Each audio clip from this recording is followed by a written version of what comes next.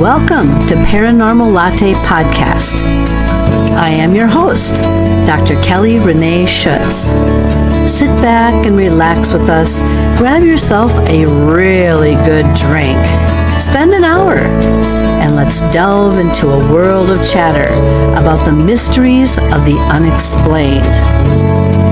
Whether you are a skeptic or a believer makes no difference.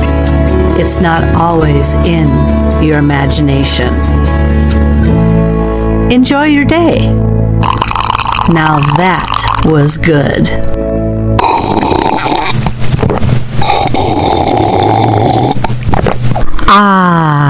Now that was good. Good day, everyone, and thanks again for joining me for yet another episode of Paranormal Latte Podcast. My name is Dr. Kelly Renee Schutz. I am the host and the producer of this show. Today we have a real interesting guest with us. Kent Wilson is in the house, and he's quite accomplished, and he is just now writing his second book, which we'll delve into a little bit as the show goes on. He is quite experienced with over 600 paranormal investigations under his belt and has come to wonder and learn himself what is truly happening out there. But before we get into that interview, why don't we learn just a little bit more about my special guest today, Kent Wilson. My guest is Kent Wilson. Kent brings over 30 years of experience in paranormal investigation as a medium and a trained demonologist, as well as the founder of Ken 10 Paranormal. He has led more than 500 investigations across the U.S. He holds degrees in parapsychology and theology, which deepen his understanding of both spiritual and supernatural phenomenon. He is also the creator and host of Paranormal Addicts podcast and the driving force behind the West Kentucky Paranormal Expo and Four Rivers Paranormal events. We had a lot to talk about this evening, so sit back and enjoy. Please welcome my guest, Kent Wilson. Well, welcome, Kent, and thank you so very much for being on the show today. Thank you. It's a pleasure to be here. Oh, I'm glad to have you. I just recently met Kent at a conference in Illinois, and he will be having, and we'll talk a little bit about this, a conference of his own as coming up again. I don't know if it's just the first, second, third. It's not the first, but it's the fourth one. Okay, so he's got the fourth conference coming up sometime next year. We'll talk a little bit about that, and a book coming out, which is real exciting. So, all right. So, first questions first, as usual.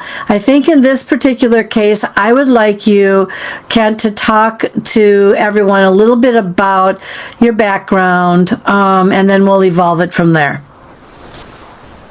All right. So, my background is a little bit unique, I guess. I've never really considered it unique, but I've been in this field so long, people keep telling me it's unique, so I guess it is. I was actually born with abilities. I don't remember a time in my life where I wasn't able to see and communicate with the spirits. And as a kid, I definitely considered it was exactly something I wanted, abilities. And nowadays, I consider them gifts, as we know. We've talked about that before. Now that I've learned more how to use them and stuff. But a little 6-year-old kid doesn't really know consider abilities, especially, as we've discussed before, being from not only the Bible Belt, but basically the part of the Bible Belt down here in Western Kentucky. I was told to my face at 6 years old that I was a tool of the devil and I was going to hell. So that's not exactly what you want to hear at 6 years old. And but I didn't let that stop me. I mean, if I'm honest, I tried to hide from my abilities and stuff for a while. And then it just got to the point when I was 12 that, I had an experience happen and I just kind of had to accept them. And at that point, I did everything I could to learn how to use them properly and dive into the field. Of course, that would have been 1986. Mm-hmm. So there wasn't a whole lot of resources for me to learn from. But I mean, that's pretty much my background. And, from that point, as we discussed before, I educate myself. I've been on over 600 investigations. I have a degree in parapsychology, 2 degrees in theology, and I'm a trained demonologist, and the old Catholic Church and Bishop Long and all that. So and that's so I wanted to make sure that when I go out there to investigate and help, if it's helping a family, that I'm actually able to help and not hinder. So. Yeah, and that can happen on these investigations, especially if people are I don't even newbies and or oldies. If they don't exactly know what they're doing, they can actually conjure up a lot more more negativity or something happening, rather than if someone wants someone to come in to get rid of what they think is some kind of unpleasant energy in their home, and then they come in and then they start doing whatever ways that they felt that they've been trained or taught. They can actually do more harm, and they could actually create more disruption into that household. And you've heard of this as well as I for many, many years. I have a question for you.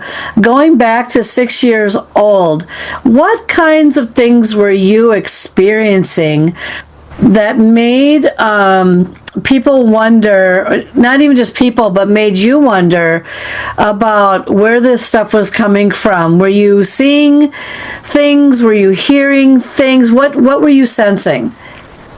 I was definitely seeing things, and I don't even like calling it an apparition.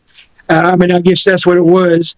But to me, and I guess to most people, when you say apparition, they think like a shadow figure or something you can see through.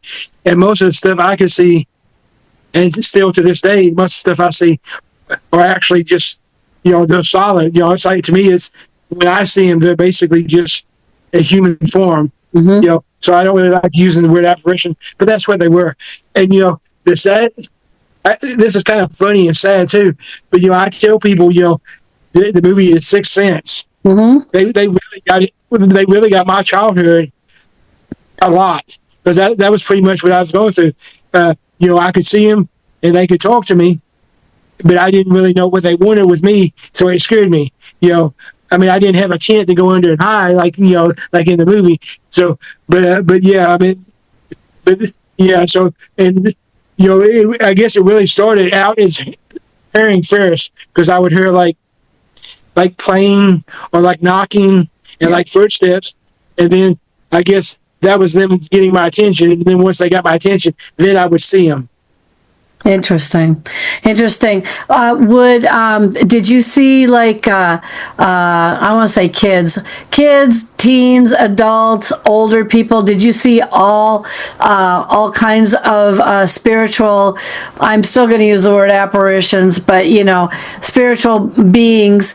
Did they come to you in all forms? And then, do you remember at all any kind of interesting conversation that you had with any one of them? Were they mostly kids, or did it vary?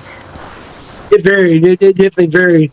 And I guess the first really interesting conversation I had, the one that really made me say, maybe there's more to this than just my imagination, or I had one that he happened to be 13, so teenager kid right in that area, and he went into detail about how he died, and he died in a flood, and he was with his mom and his stepfather, and he specifically said stepfather, and that's kind of an odd way to say it. We may say stepdad, but most of the time we just say dad. Yep. He actually specifically said stepfather, and he actually was able to even tell me that he watched his mom and stepfather cross over, but he was afraid, and that's why he was still with us. And so, and years later, once I figured out what I was doing, so he came to me when I was 9, mm-hmm. and so when I was 13, I finally researched in papers and actually was able to find articles that actually contributed to exactly what he said about that dying in a flood with his mom and stepdad in their business. And the date in the newspaper still sticks with me, because the newspaper was from 1893. Wow.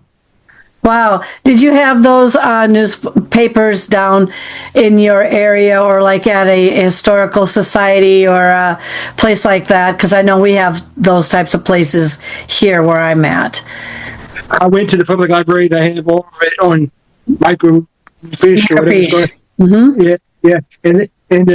And of course, at that time, I grew up in Paducah, Kentucky, which is our biggest town around. Mm-hmm. So they had all the archives for all the little town newspapers too, because actually now they all belong to the same one media thing. So Paducah owns all of them now.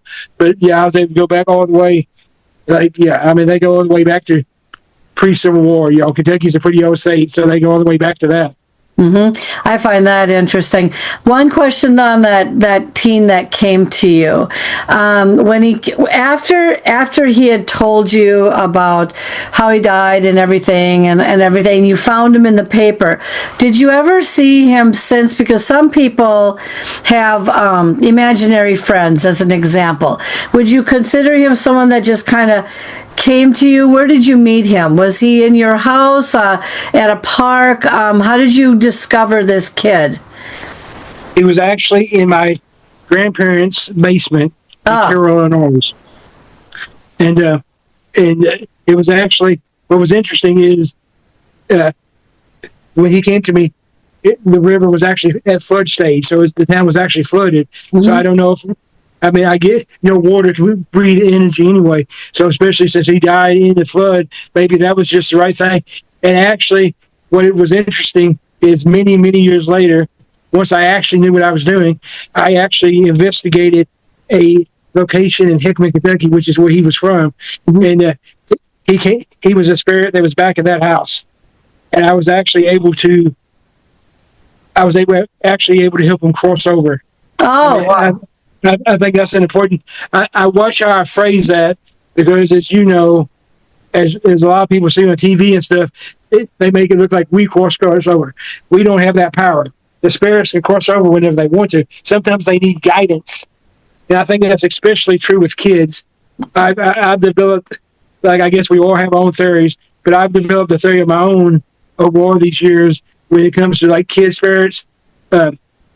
The reason we see them, in my opinion, is, as adults, no matter what our religious background is, we all kind of understand the crossing over process. We may have seen it on a TV show, we may have seen it on a movie, but we all understand it. Kids don't necessarily understand it because we don't talk about it with them, mainly because we expect them to outlive us. So to me, that's my theory with kids. I do still kind of buy into that some kids' spirits may be demonic, and they're just trying to get your trust. But I think it may be a twofold. I definitely don't think all kids' spirits are demonic. No, I don't buy that. Yeah, I don't buy that either. And the reason why I say that is because I showed it at the conference that both Kent and I were at just recently. And, it's a pretty famous picture as far as I'm concerned. It's a little girl and an older man, and they're in an old house that was built by them, the family, back in the day. The little girl died 2 miles down the road. I had her misidentified. And next thing you know, a tornado goes through the area. I'm there taking pictures just to make sure the house is okay. And I didn't see them when I photographed them in the screen window, but my camera picked up on it. And then, of course, when I developed the film and said, how did a ball get up in that corner? I came to realize not only was it not a ball, because I was able to expand it on my laptop, but there was an older man also, and they're both staring right at me. But what is very fascinating about this is that, number one, she has the resemblance of my family. It's obvious who she is and where she came from, and I was able to match her up. Number two, I went back the next day, stared right at the window, and said, you've come to me, I see you, my goodness, do you have a message for me? And that's when telepathically I learned I was telepathic. The genealogy's wrong, and they were correct. It was wrong, and I misidentified her, corrected that name as fast as I could because things were circulating out there, and the genealogy. But the thing is, of course, ever since that point, and of course the house was just recently burned down. It had to be. You don't take care of it. It just withers over time. So I agree with you. Now, did I have a pull back to that property? Yes, a big pull, because that caught my attention, and it was a relatively haunted property. It really was. So much so that I've had too many experiences. Let me aim this back at you. You've been on so many investigations is there a couple or one or two in particular where you felt like something was, I'm not going to use the word attacking, that's not what I want to use, encountering you, affecting you, changing you, stuff like that? What are your thoughts? Yeah, I've had several like that. I always like to tell people, especially as long as I've been doing this and with my gifts, I try to always go into every investigation with protection. But some of the spirits are more powerful than we realize. Is my first, the closest case I've ever been to that I would say maybe use the D word on. I'm not big on using the D word, but if I've ever investigated a demonic case, it would be this one. And I write about it in my book. But it was when I was living in Indiana, and we got a call from the in-laws of this lady. So what happened? And it was I still get emotional on this one, so you have to excuse me.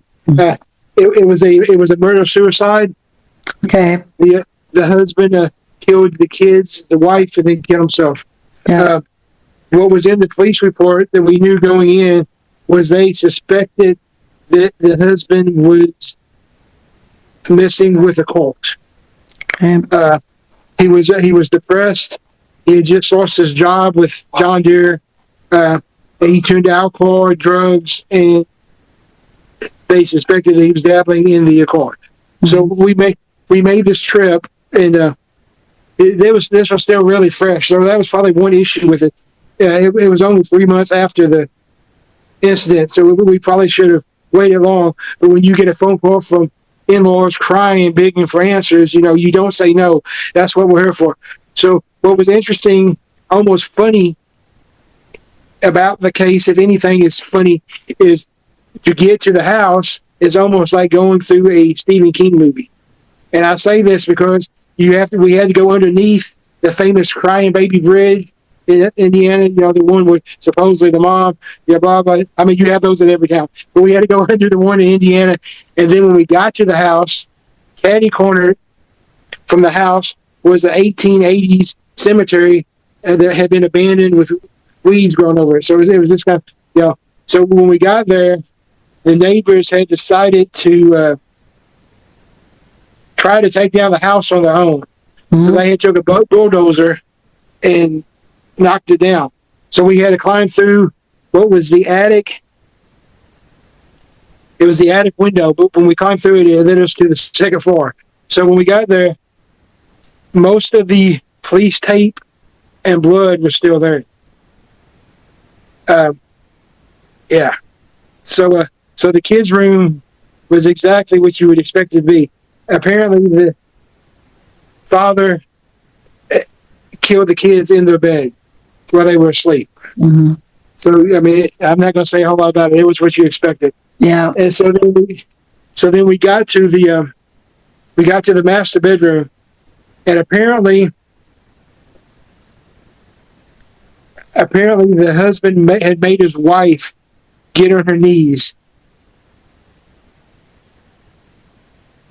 And there may or may not have been sexual acts there, but he shot her in the head.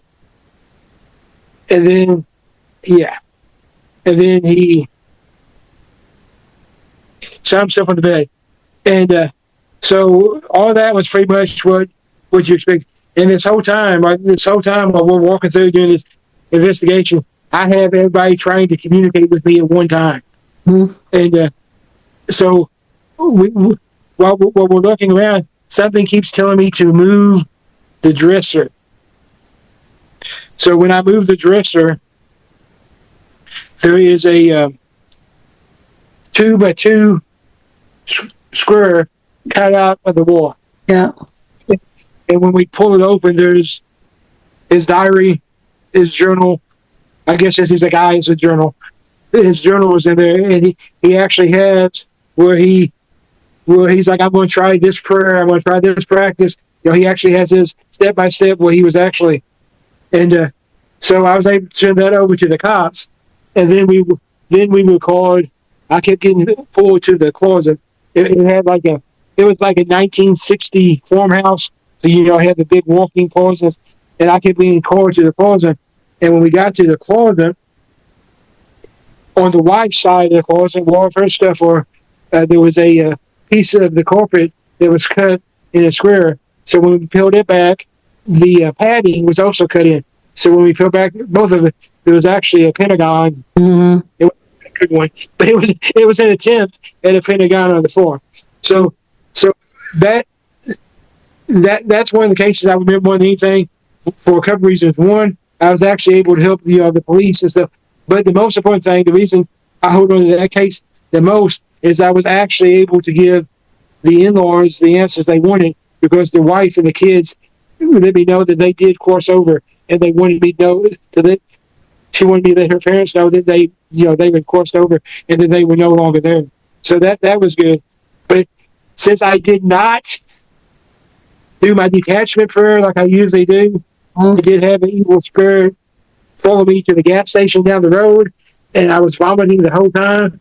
And so I did stop at the gas station and cleanse myself and detach and all that stuff. So that was my bad. But yeah, I did have that. And then and I had another one similar that happened in Union City, Tennessee. We got called for that, and it became a priority because it was a kid that was being, she was the victim of the spirits. Like, they were even following her to school, and so that became a priority. And long story short, on the story, through the investigation and through the investigation and through research, we found out that the entity, I'm not going to call it demonic, it was just a really malicious spirit, but the spirit that was there was a pastor that actually molested kids when he was at that church. The house was built where the church used to be, and the pastor was actually molesting kids, and the neighborhood took care of him, but his spirit was still there, and that's why he was targeting the kid. And that one actually, and that not only affected me, but affected most of my team. Like, we had to, so yeah. So cleansing and protection is very important, and sometimes it's not enough. I mean, you don't know what you're dealing with, so Yeah, I completely understand. When I was in Zach Bagan's, two things. When I was in Zach Bagan's haunted museum, I wore this really big cross around my neck as I walked in there, and I kept rubbing it. And instead of anything per se protecting me, it almost seemed like to whatever was in that museum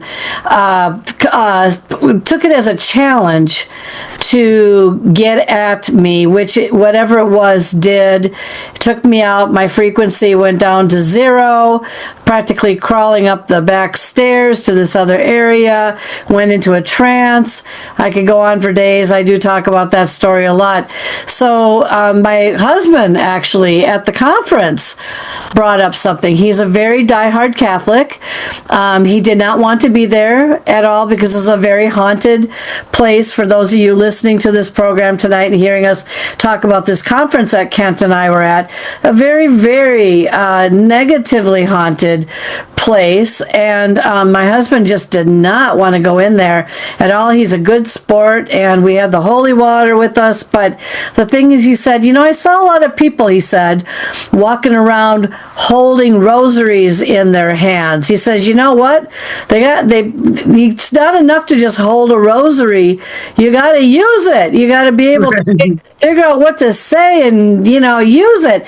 And so he noticed that, though, because he's so Catholic and I'm Lutheran, and it's not that I don't believe the same way a Catholic may believe.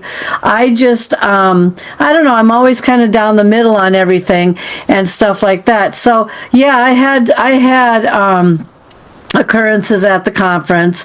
I did have something, I believe, either follow me back or awaken something in me where I did get attacked in my bed and breakfast that we went to the night just before the conference and everything. I'm going to ask you the same question. Did you investigate while you're at the Rock Island conference at all? Did you do any of that? I did, and as you know, and I've revisited this with Rob and a few other people since the thing. I mean, you remember I fell and busted my knee really bad, and yeah. I really think that was something. I think that was something pushing me down because of where it happened, and I had just left the Warren Museum. Yeah, and I mean they did a good job of protecting most of the things. But as you know, and I'm not saying anything against those guys, I love those guys. Wade and them are my friends. But some of the things that they chose not to have protection over, was kind of odd to me, especially the mayor and the mayor so yeah, I can see that. And when I went to it's a place a lot of people don't know about, but it's a place I suggest people who should check out is the Urine Shrine in Bristol, Tennessee. I've actually investigated it a couple of times now, and so I don't usually do the SS method when I investigate because just think about it. They know they can communicate with me anyway. So why would I? So we was at the first time we was at the shrine. It was a semi-public event, and I don't usually do public events because it's hard to count the evidence. But it was kind of like a VIP thing for the people at the Smoky Mountain. So it was public, but it was still kind of so it was being hosted by my friend Jimmy Ricker and Outlaw Paranormal and SRS and Matt from SRS Paranormal. Well, since they knew me, anytime there was a volunteer thing, guess who got volunteered? Kent. So we was outside the witches circle, which is outside, and they were doing the essence method, and so they volunteered me to do it. Well, I'm not going to say no to my friend in front of everybody, So I did it, and as soon as I did it, I got attacked by like 13 spirits trying to communicate with me at one time. They wasn't really trying to be malicious; they were just trying to communicate. But that's still overwhelming, So yeah. So, how do you hear them come through? Now, there's a lot of people that don't know what the Estes method is. Is that where you put something, I can't remember, over your eyes so you can't see anything? Or do you put anything like a headset or over your ears? I can't remember. And are they coming through something? Do you have I don't know if you have a microphone or whatever it is? Or do you just, because it's so dark, explain that a little bit to people what that is? Right, so the Estes method, I guess that's the new it thing right now. Yeah, I'm still kind of on the fence about it. So this is what I tell people when they ask me about it. To me, the Estes method became popular because it looks good on video. So when somebody has a video, it looks good. So anyway, but I understand the premise of it. So the theory behind it is, if you eliminate sight, you'll be able to hear better. So what they do is they plug your headphones into your spirit box, and then you're blindfolded or something so you can't see. We actually, when my team does it, we actually kind of make it a step further. We actually plug it up to like an amplifier? Yeah, we plug it up to the portal box. Yeah. So we plug it up to the portal box, and then we also incorporate the Paratech VM5 with it, which, for people who don't know what that is, it's ITC. It's actually the better version of the Ovilus. And so for the people who don't know, it's not just a word bank. I've actually had really good 3 years of good results with it, so I actually trust it. So we actually use them all together because if you can get more than one piece of equipment, it cooperates with each other. So yeah, that's what it is. You're blindfolded. You have the headphones on. So and somebody else, usually in another room, is asking you the questions. You have no idea what the questions are. Only thing you're hearing is the answers. And so somebody's writing them down, and they may sound random to you, but they may match the question. They may not. So basically, it just creates a gateway, a portal, whatever you want to call it, for the spirits to talk. So when I did it there at the Urine Shrine, like I said, I actually had 13 spirits trying to communicate with me at one time. That old woman. What do they want to say to you? Are they just telling you their story, or are they warning you of something? What do they want to relate to you so much? In that instance, they would just tell me their story. Like one of the names I was actually able to recognize and identify was it had an interesting story because her whole grave is actually at the Urine Shrine. The family got tired of her grave being destroyed at the graveyard, so they actually asked the shrine to move her whole grave. So she's buried there, her tombstone's there, and everything. And that was one of the ones that was letting me know that she was there. And then I had one that actually communicated to me even before this. It's with and her name was Elizabeth. Nobody really talked to her before, but she was just letting me know that she was there, and she wanted people to know that she was there. Mm-hmm.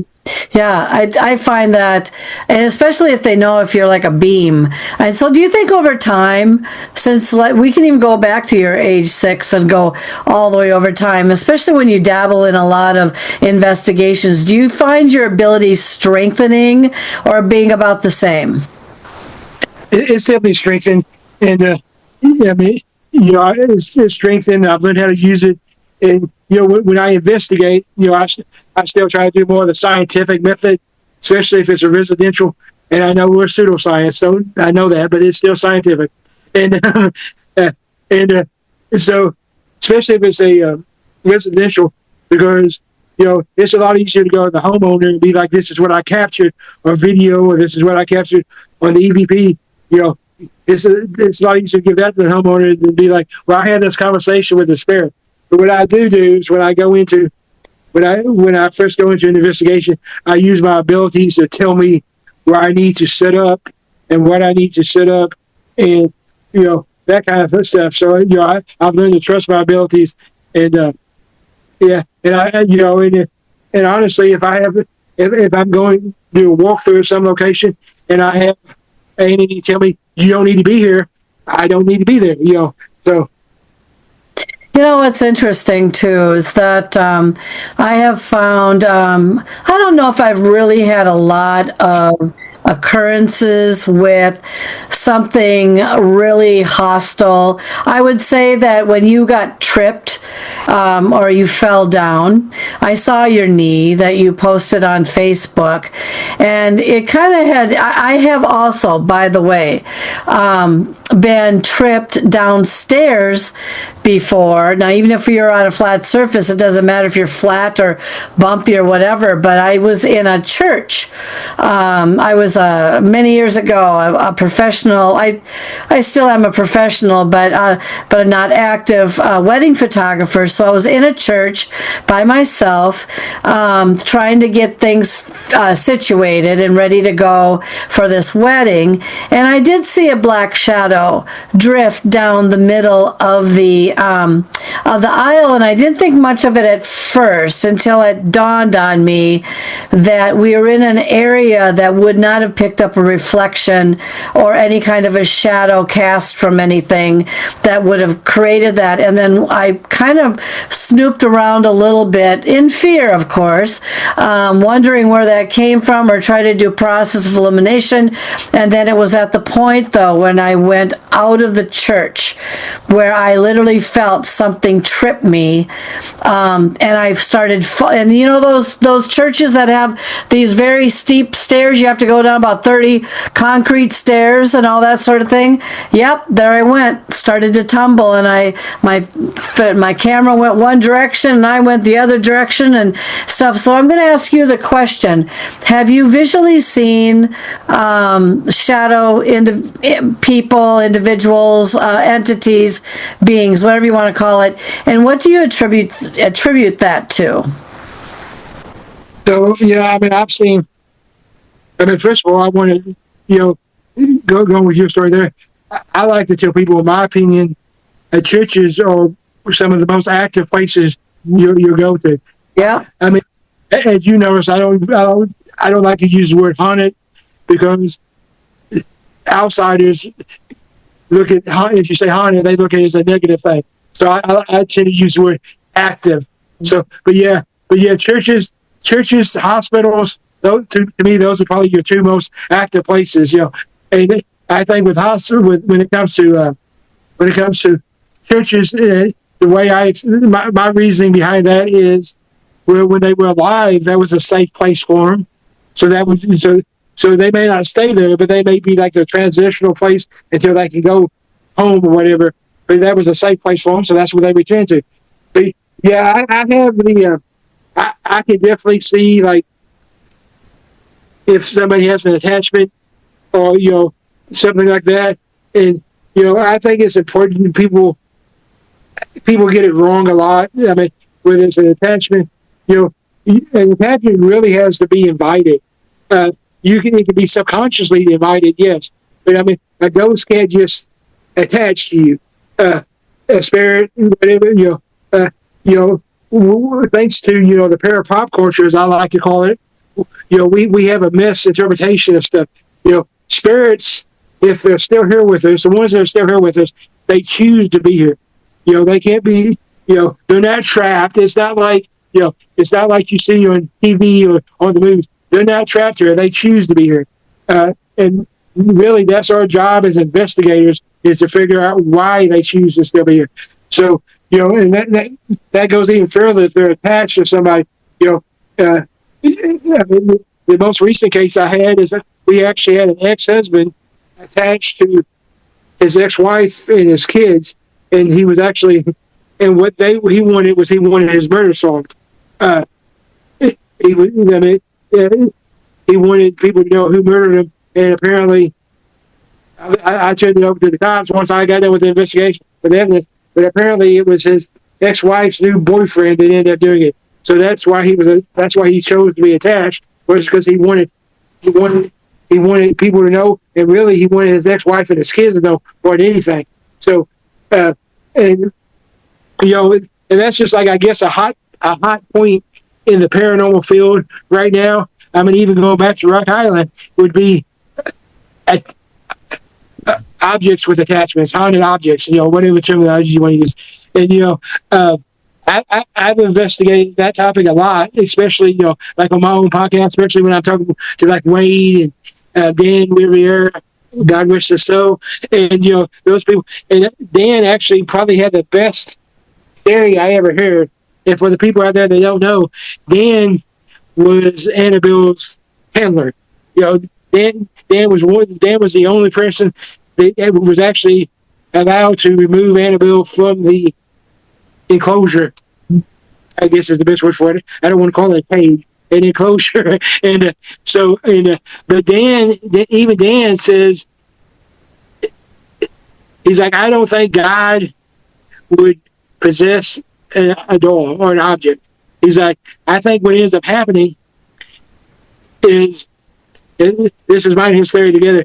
So what ends up happening, especially when you come to like a doll.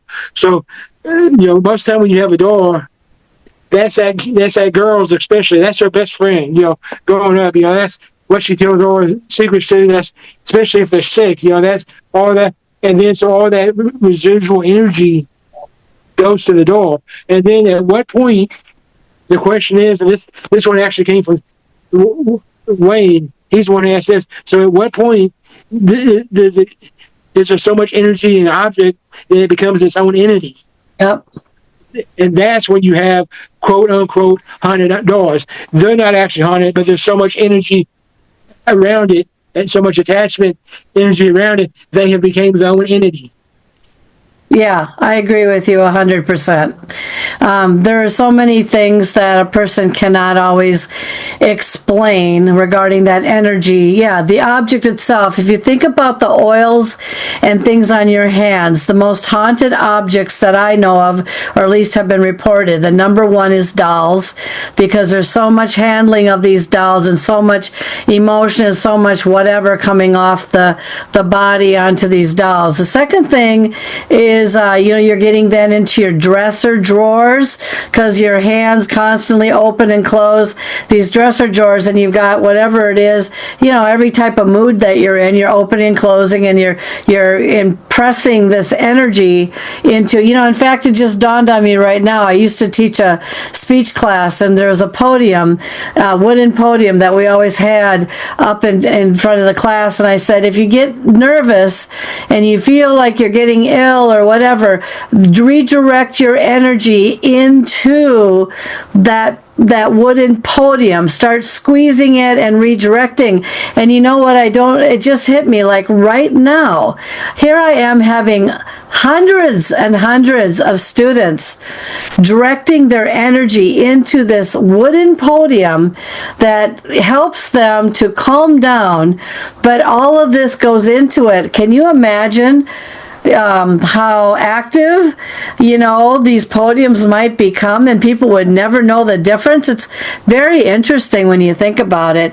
I have one thing to add to what you mentioned about the shadow individual or people. So the church that I was in, interestingly enough, was left open 24/7, 24 hours a day. The church itself welcomed in the homeless people as a place to sleep on the pews, on the long wooden pews during the evening time, in the hopes that they would then leave in the morning and go about doing whatever else they're doing. And it just dawned on me, you mentioned a couple words, invited in. Yeah, and you know how much when you're an alcoholic or you're involved in heavy drugs or whatever, and you come in and you pass out on a pew because you know that that's where you can stay. Who knows what's lifting off of you into that church? And I agree, churches are very active with that. I've captured things in churches all the time, and I have seen personalities. The personality, literally, of the couple, even though it might have been in stress prior to that wedding, that next day, it's like their heads were spinning around. They were angry at each other. They were basically saying, I don't want to get married to you. And all of this went on in the back room a half hour before the ceremony was to begin. It was almost like something took them over and just absolutely made them hate each other. And it took the pastor, and it took people talking to them to try to settle them down. It's very interesting what some of this energy can do, but I never told them anything that, I got tripped coming out of here and I saw a really long shadow. They would not have understood. People sometimes, if they're very, I'm not going to use the word closed-minded, haven't had experiences, haven't, wanted to have experiences, it's either a demon or an angel. You just don't get into those kinds of conversations, especially when I saw all of them act up in there in a way that it's either was their personalities or something affected them. What do you, have you ever been affected to the point where your personality has kind of changed? I have. Especially like, so when I went on my first actual investigation, I was 12 years old. Mm-hmm. Me and my best friend, who's no longer with us, we did it together. Like I said, we didn't have anybody we didn't even have taps for anybody to look at.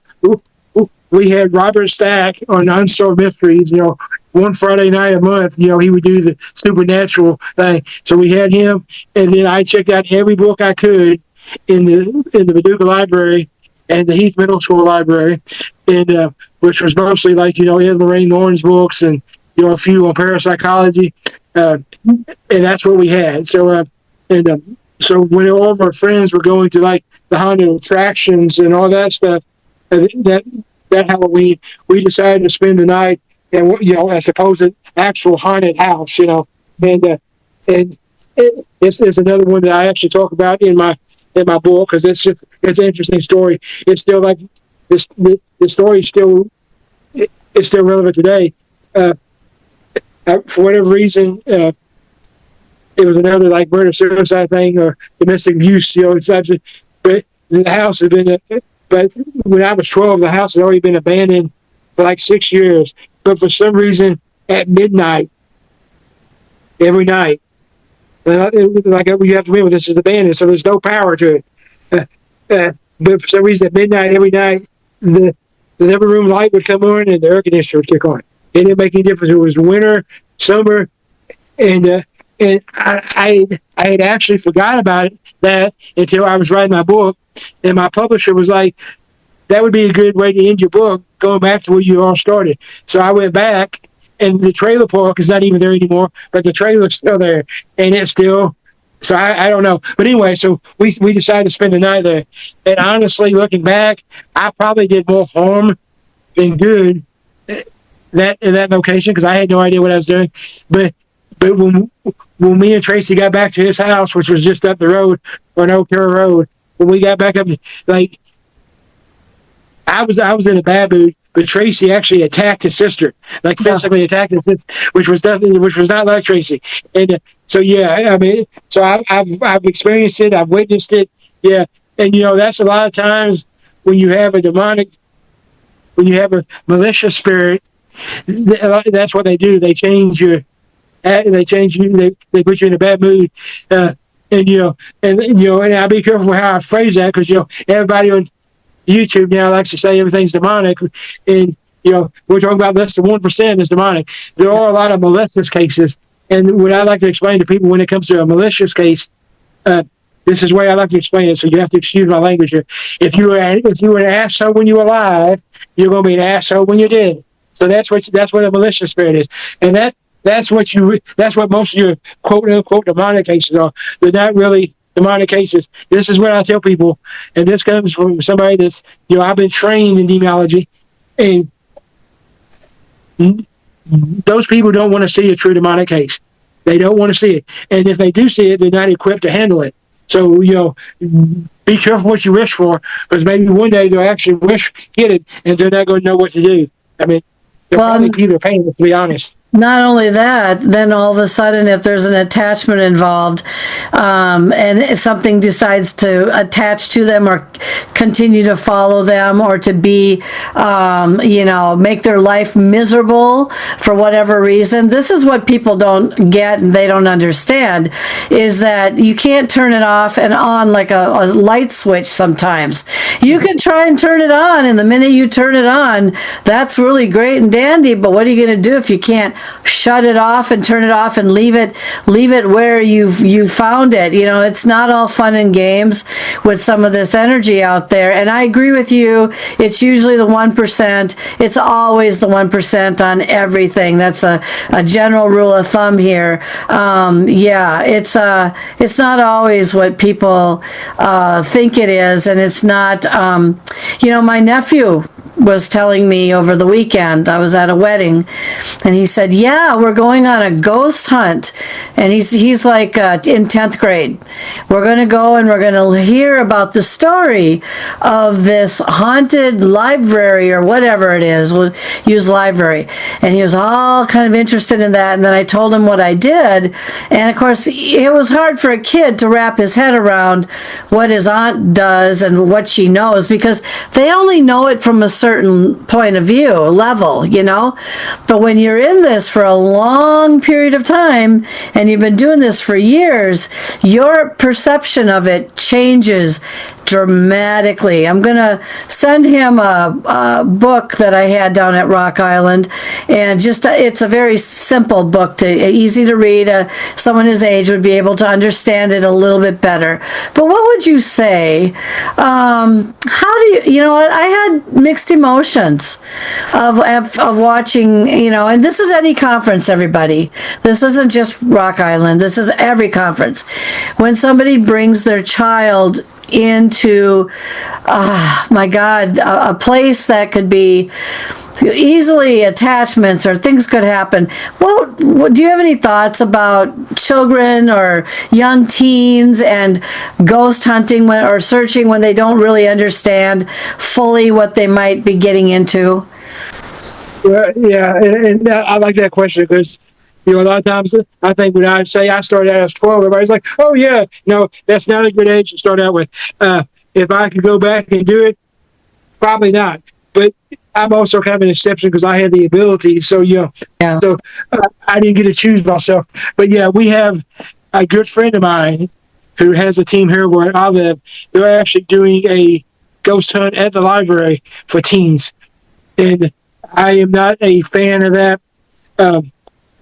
I do believe that most kids, or all kids, have the ability to see.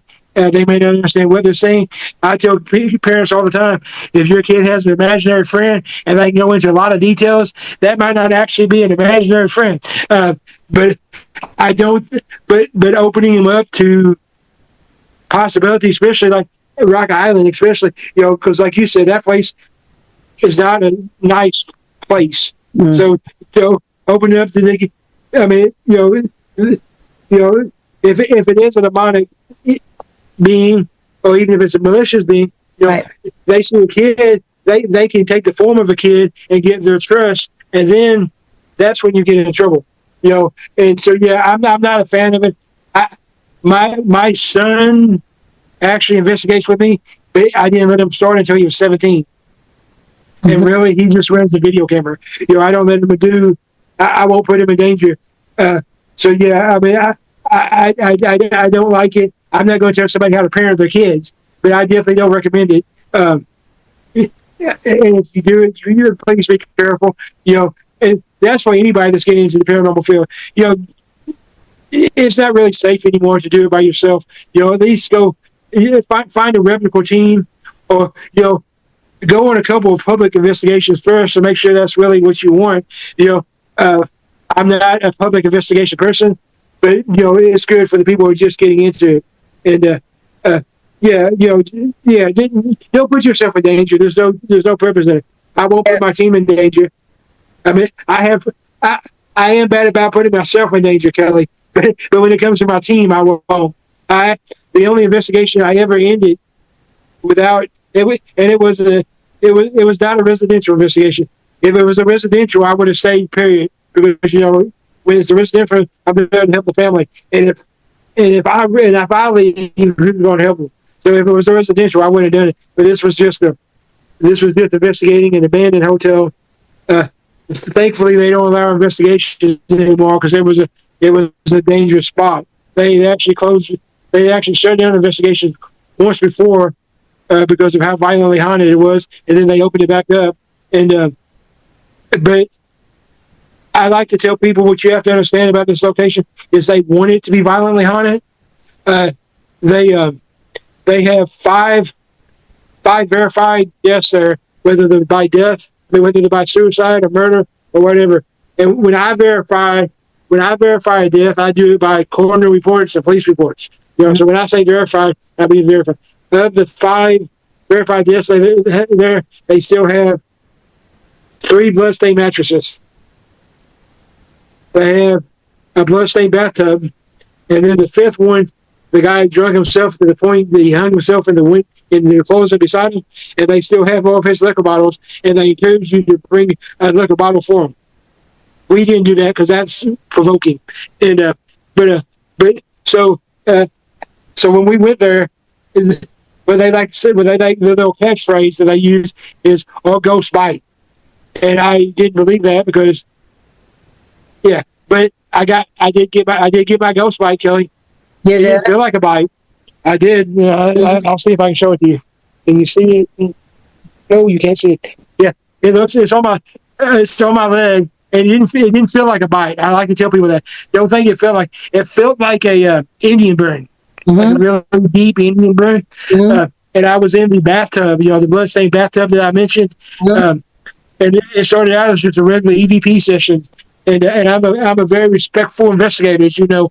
I talk to the spirits just like I talk to you. So it started out with me asking if I could get in the bathtub, and the response I got was yes and no.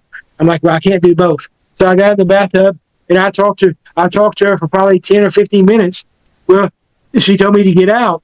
Well, I don't usually get out the first time because I've drove a long way, but I want to be respectful. So when you tell me to get out 3 times, I get out, or I at least move to the next room. I don't necessarily leave it. So eventually we got to the third get out. So I'm trying to lift myself out of the bathtub, and it's one of the old-fashioned bathtubs with the coral feet, all that stuff. So I'm lifting myself out of the bathtub, and as I'm lifting myself out of the bathtub, on my calf, I feel what feels like a really deep Indian burn. And when I get out and we get back to our base where we have electricity, we look down and it actually looks like a double bite. And that was the beginning of our night. Oh, that was the beginning of your night? That was the beginning of the night. So later on,